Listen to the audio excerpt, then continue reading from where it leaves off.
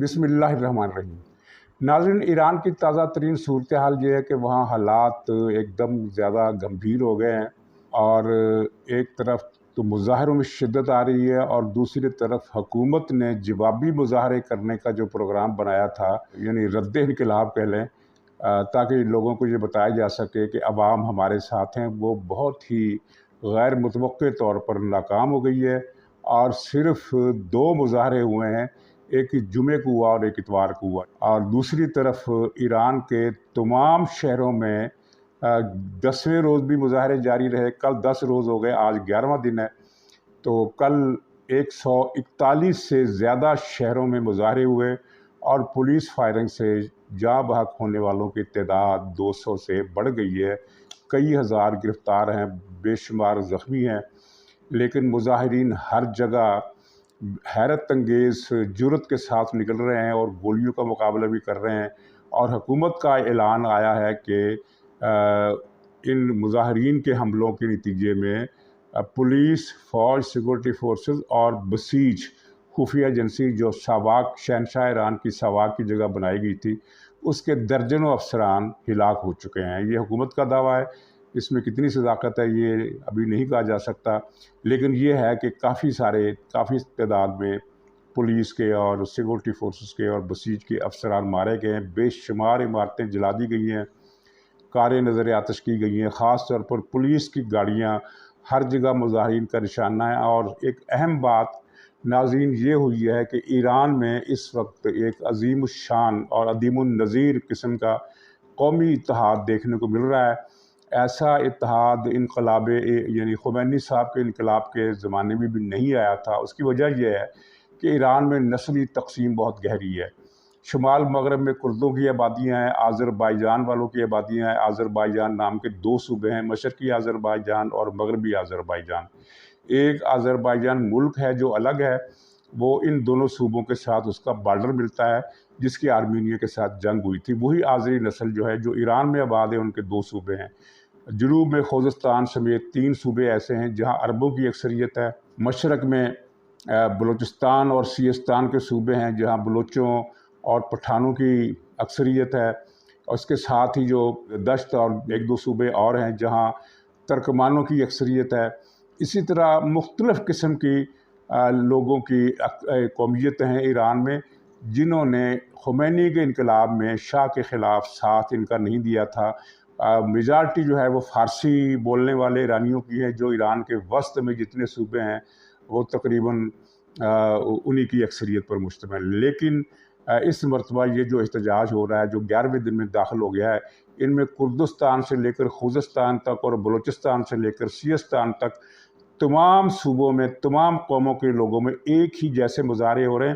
اور یہ مظاہرے جس لڑکی کی ہلاکت پر ہو رہے ہیں وہ کرد تھی اور تہران میں زیر تعلیم تھی، تو اس کو مذہبی فورس نے جو پردہ نافذ کرتی ہے، دوپٹہ نہ اوڑھنے پر گرفتار کر کے ہلاک کر دیا تھا، اور وہاں اس کو جیل میں لے گئے تھے۔ لیکن جیل میں جانے سے پہلے ہی رستے میں جب کار میں اس کو گرفتار کر کے گاڑی میں بٹھایا جا رہا تھا، تو اس وقت اس پر اتنا تشدد کیا گیا کہ وہ تقریباً نیم بے ہوش ہو گئی اور تھانے پہنچ کر وہ چل بسی۔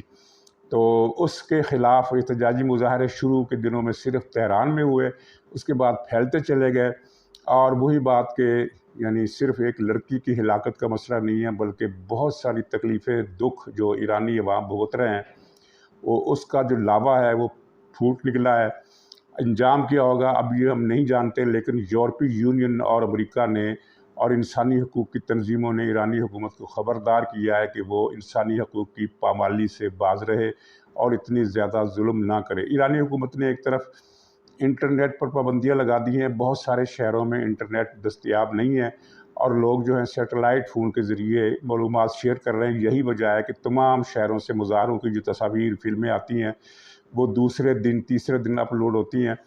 تو اب ایک اسکیم بن رہی ہے، لیکن اس اسکیم میں یہ کافی ٹائم لگے گا۔ اسٹار لنک جو سیٹلائٹ کمپنی ہے انٹرنیٹ کی، اس نے ایران میں فری سے انٹرنیٹ دینے کا فیصلہ کیا ہے، لیکن یہ ظاہر ہے اس کے لیے ان کے جو یونٹ ہوتے ہیں فری سیٹلائٹ ٹی وی سے استفادہ کرنے کے لیے، وہ قانونی طور پر تو ایران میں آ ہی نہیں سکتے۔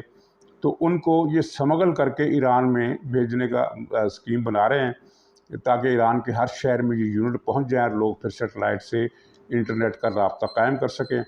تو اس میں ظاہر ہے یہ اتنا ایک دو دن کا کام نہیں ہے، اس میں کافی وقت لگ سکتا ہے۔ مظاہرین جو ہیں ان کا خاص نشانہ خامنہ ای صاحب ہے، مرگ بر خامنہ ای، مرگ بر ڈکٹیٹر، مرگ بر آمر، اور اس طرح کے نعرے لگ رہے ہیں، گھیراؤ، جلاؤ، آتش زنی، ساری چیزیں چل رہی ہیں۔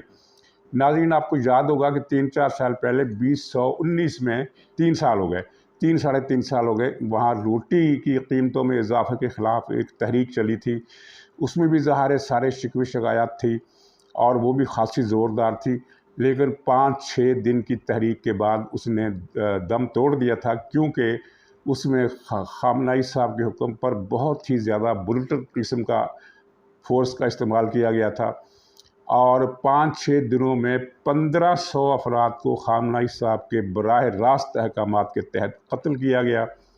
تو 1500 لاشیں گرنے کے بعد اور 10,000 کی تعداد میں گرفتاریوں کے بعد یہ تحریک دم توڑ گئی، اگرچہ اس وقت یہ خیال تھا کہ شاید ایرانی فورسز اتنا زیادہ تشدد کا استعمال نہیں کریں گی، لیکن وہ نظریہ غلط ثابت ہوا۔ صرف 5-6 دن کی تحریک میں 1500 سے زیادہ آدمی مارے گئے اور ہزاروں کو گولیوں کے زخم آئے۔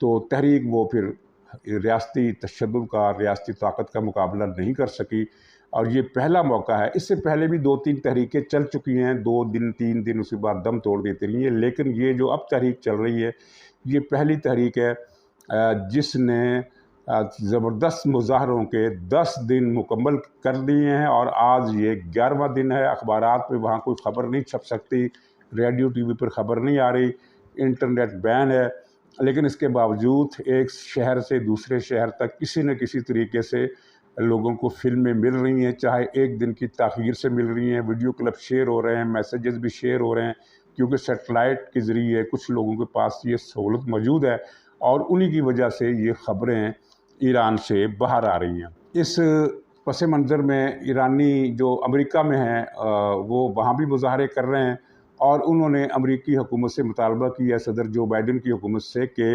ایران میں رجیم چینج کے لیے سہولت کاری کی جائے، لیکن امریکی گورنمنٹ کے کسی بھی ذمہ دار افسر کا اس حوالے سے کوئی بیان نہیں آیا، صرف مذمت آئی ہے ایرانی حکومت کی اور تشدد کی مذمت آئی ہے، لیکن اس طرح کا کوئی اشارہ نہیں مل رہا، جیسے کہ ماضی میں مغرب کے، امریکہ اور یورپ کے بعض اخبارات اور جریدوں میں اس طرح کی رپورٹیں چھپی تھی کہ امریکہ اس موقع کو رجیم چینج کے لیے استعمال کر سکتا ہے، لیکن اس مرتبہ ایسے تبصرے بھی سامنے ابھی تک نہیں آئے ہیں کہ امریکہ کا رجیم چینج کا ارادہ ہے یا نہیں۔ اور اب اس تحریک میں اسکول بھی شامل ہو گئے ہیں، پیر کو 20 اسکولوں کی ہڑتال تھی، اور اب دوبارہ ہڑتال بدھ کے دن دی گئی ہے، یعنی کل۔ اس کا مطلب ہے کہ ایران کے اندر تمام صوبوں کے، تمام شہروں کے جو پرائمری اسکول ہیں وہ بند رہیں گے، اور یہ اسکولوں کی ہڑتال ایران کی حالیہ تاریخ میں پہلی مرتبہ دی گئی ہے اس کی کال۔ اس سے پہلے جو تحریک چلی تھی روٹی کے مسئلے پر، اور اس سے پہلے جو 2-3 تحریکیں چھوٹے پیمانے پر چلی تھی، ان میں اسکولوں کی ہڑتال شامل نہیں کی گئی تھی۔ تو ایک طرف تو یہ حالات ایرانی حکومت کے کنٹرول سے باہر ہوتے جا رہے ہیں، کیونکہ 10 دنوں کی تحریک میں 200 سے زیادہ افراد کی ہلاکتیں اور ہزاروں کی تعداد میں لوگوں کو زخمی ہونا اس بات کی علامت ہے کہ ریاست جو ہے وہ اب مایوس ہو کر کہ ان مظاہروں کو عوامی طریقے سے، سیاسی طریقے سے نہیں دبایا جا سکتا، قوت کے بھرپور استعمال پر اتر آئی ہے۔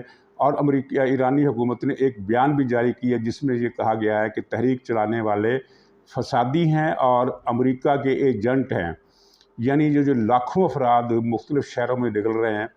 صرف تہران میں جو پرسوں جو مظاہرہ ہوا تھا اس میں 1 لاکھ سے زیادہ لوگ شریک ہوئے، اور باقی شہروں میں 5,000 سے لے کر 10,000 تک اور 20,000 سے لے کر 25,000 تک کی تعداد جو ہے وہ مظاہرین کی عام ہے۔ آپ کو علم ہوگا کہ ایران میں اصل حقیقی معنوں میں بڑا شہر ایک ہی ہے، اور وہ ہے تہران، جس کی آبادی 1 کروڑ سے زیادہ ہے۔ باقی جو شہر ہیں ان میں کوئی بھی لاہور یا حیدرآباد یا فیصل آباد جتنا کوئی بھی شہر نہیں ہے، سب 5 لاکھ، 6 لاکھ، 4 لاکھ، 2 لاکھ اس طرح کی آبادی کے شہر ہیں۔ ملک کی کل آبادی 8.5 کروڑ کے قریب ہے، یہ شاید بڑھ کر 9 کروڑ ہو گئی ہو، क्योंकि ये 2021 के आदाद शुमार है तो 50 लाख ऊपर नीचे हो सकते हैं। और ख़ास तौर पर हुकूमत के लिए मायूस कुन बात यह है कि इसने जब तहरीक शुरू हुई थी तो चौथे दिन ये ऐलान किया था कि इन लोगों को हम बताएंगे कि अवाम किसके साथ हैं, इन तहरीक चलाने वालों के साथ अवाम नहीं है। तो खामनाई साहब की अपील आई कि हुकूमत के हक़ में मुज़ाहरे करें, बड़े बड़े मुज़ाहरे हर शहर में निकलें, लेकिन चौथे दिन ये अपील आई थी और 4 दिन के बाद इस अपील पर पहला रद्द-ए-अमल तेहरान में आया, जहां जुमे को एक जुलूस निकला जिसमें चंद हज़ार लोग शामिल थे। दूसरा जुलूस हफ्ते के बजाय इतवार को निकला, यानी इनके सैकड़ों जुलूसों के मुकाबले में ईरानी हुकूमत अपना पूरा ज़ोर लगाकर सिर्फ 2 जुलूस निकलवा पाई है, और उनमें भी हाज़रीन की तादाद इतनी ज़्यादा नहीं थी कि उनको ये कहा जा सके कि ये जवाबी मुज़ाहरे भी भरपूर थे। ये ईरानी हुकूमत की बहुत बड़ी नाकामी है। नाज़रीन, ईरान के अंदर जो मसाइल हैं वो ज़्यादातर 2 उनकी हम कैटेगरी बना सकते हैं, एक माशी मसाइल और दूसरा जबर और तशद्दुद और आज़ादी इज़हार और इनके मसाइल, और इनमें तीसरा उनसर जो शामिल हो गया, ज़ाहिर है हर मुल्क में एक तबका लिबरल होता है जो पर्दे वगैरह पर यकीन नहीं रखता। चुनांचे इन मुज़ाहरों में हर जगह पर ख़वातीन की बहुत बड़ी तादाद ने शिरकत की और रद्द-ए-अमल के तौर पर दुपट्टे अपने इकट्ठे करके उनको आग लगा दी, और बहुत सारी बेशुमार लड़कियों ने बाल कटवाए। अच्छा, ये ज़रूरी नहीं है कि ये तमाम ख़वातीन जो हैं वो लिबरल हों, लेकिन एक रद्द-ए-अमल का जो तरीका होता है उसमें ये चीज़ भी आ जाती है कि आप जिस चीज़ को पसंद नहीं करते आप उसको फिर पसंद करने लगते हैं, सिर्फ उस निज़ाम को चलाने के लिए जिसके ख़िलाफ़ आप जद्दोजहद कर रही है। ज़बरदस्ती का जो हिजाब वहाँ करवाया जा रहा है, उसमें डंडा इस्तेमाल किया जा रहा है। तो जब डंडा इस्तेमाल किया जाएगा तो ज़ाहिर है जो हिजाब करने वाली ख़वातीन हैं वो भी एक मरतबा रद्द-ए-अमल में आकर हिजाब को उतार फेंकेगी। तो एक तो ये जबर, तशद्दुद, आज़ादी सहाफ़त का ना होना, आज़ादी इज़हार का ना होना, इख्तिलाफ़ राय को बर्दाश्त ना किया जाना, इख्तिलाफ़ राय पर वहाँ फांसी देना लोगों को मामूल है। और दूसरा जो है वो माशी सूरत हाल है। ईरान की अक्सरियती आबादी गरीब से गरीब तर होती जा रही है, और उसकी वजह क्या है? उसकी वजूहात 2 हैं। एक तो ये रिपोर्टें हैं जो मगरब के प्रेस में छपती हैं, मीडिया में, टीवी पर भी आती हैं कि ईरान के क्लार्क्स के पास अरबों डॉलर जमा हो गए हैं, यानी उनकी जो मजहबी क्लर्जी है, आयतुल्लाह हज़रात नीचे से लेकर ऊपर तक जितने भी हैं उनके पास इतनी बेशुमार दौलत है। एक तो ये तकाज़े ज़र, ज़ाहिर है ये दूसरों से छीन कर ये पैसा जमा किया गया। दूसरी वजह यह है कि ईरान की जो मईशत है उसको निचोड़ा जा रहा है 4 जंगों पर। एक जंग यमन में जारी है, एक शाम में जारी है, एक लबनान में जारी है, और एक जारी है इराक़ में। हर जंग की नौइयत अलग है। इराक़ शिया अक्सरियती मुल्क है, तो वहाँ इस वक्त जो जंग चल रही है वो शिया सुन्नी जंग नहीं है, बल्कि और शियों के जो अरब धड़े हैं वो मुक़्तदा सदर के नीचे जमा हैं, और जो फ़ारसी और तुर्कमान अहले तशी वो ईरानी हुकूमत की हमायत करते हैं। तो गोया कि वहाँ एक सियासी तनाज़ा है, मजहबी या फ़िरका वाराना तनाज़ा नहीं है, और ख़ास सियासी बालादस्ती का, यानी ईरान चाहता है कि वो इराक़ पर बालादस्ती कायम करे, जबकि इराक़ की अक्सरियत जो मुक़्तदा सदर की हामी है, और तमाम सर्वे लोगों के इल्म में है कि इराक़ में शियों की भारी अक्सरियत जो है वो मुक़्तदा सदर को अपना इमाम तस्वर करती है, आयतुल्लाह मुक़्तदा सदर को। तो वो बालादस्ती की जंग है। ये मुक़्तदा सदर के हामी चाहते हैं कि इराक़ एक खुद मुख्तार मुल्क बने, जिसके ईरान, सऊदी अरब और तुर्की और शाम सब मुल्कों से दोस्ताना और बराबरी के ताल्लुकात। तो ईरान में ये जंग चल रही है। शाम में जो सूरत हाल है वहाँ 10 लाख अफराद अब तक कत्ल हो चुके हैं। शाम की जंग में रूस ने ईरान की हर तरीके से मदद की, और शाम की जंग पर भी बहुत पैसा खर्च हो रहा है, और अब इस शाम की जंग में ज़्यादा पैसा इसलिए खर्च हो रहा है कि ईरान जो सप्लाई वहाँ भेजता है रॉकेटों की, मिज़ाइलों की या दूसरे हथियारों की, तो वो इसराइल अपने रॉकेटों से हमला करके उनको तबाह कर देता है। तो वो तमाम कॉन्वॉय जो बगदाद से दमिश्क जाते हैं, इराक़ और शाम के सरहदी इलाके में जो बहुत वसी डेजर्ट एरिया है उसको क्रॉस करके, तो वो उनको इसराइल ने रूल करके रख दिया है। तो अब ईरान ने मुतबादिल तरीका ये सोचा कि ये कमक जो है ये पहुंचाई जाए फ़ज़ाई रास्ते से। चुनांचे बगदाद एयरपोर्ट से जहाज़ उड़ते हैं और दमिश्क एयरपोर्ट पर या अलिप्पो के एयरपोर्ट पर लैंड करते हैं। तो इसराइल ने ये दोनों एयरपोर्ट भी तबाह कर दिए, यानी ईरान की फ़ज़ाई सप्लाई भी उसने ख़त्म कर दी है। तो यानी जितना असला ईरान भेजता है उसका 90% कमोबेश इसराइल के हमलों में तबाह हो जाता है। मतलब यह है कि ईरान को फिर दोबारा खेप भेजनी पड़ती है, फिर तीसरी मरतबा भेजनी पड़ती है, फिर चौथी मरतबा भेजनी पड़ती है। तो ज़ाहिर है इसमें भी बहुत पैसा खर्च होता है। चौथी जंग जो यमन की है वो अगरचे उसमें एक तकतुल सा है, जंग कम होती है लेकिन फायरिंग, झड़पें, खुद को हमले, इस तरह की चीज़ें होती रहती हैं। लेकिन भरपूर जंग जो जिसमें फ़ौजें आमने सामने होकर लड़ती हैं उसका सिलसिला ठहरा हुआ है। एक किस्म का ना जमूद कह लें, जंग बंदी हम इसलिए नहीं कह सकते कि कोई ऐसा कोई अरेंजमेंट किया नहीं गया, ऐसा कोई अरेंजमेंट मौजूद नहीं है जिसको हम सीज़ फायर कह सकें, लेकिन अमलन सीज़ फायर है।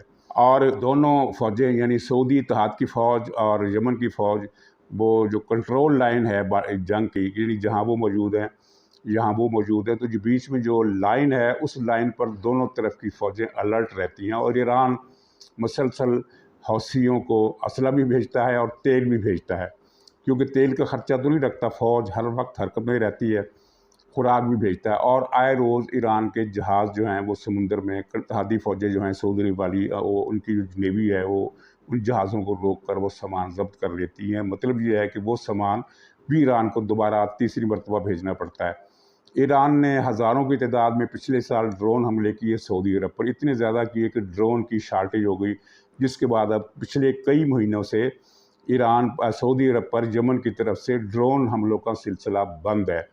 इसका मतलब है कि ईरान की मईशत जो है वो अब इस काबिल भी नहीं रही कि वो यमन को मतलूबा तादाद में ड्रोन तैयारे फराहम कर सके।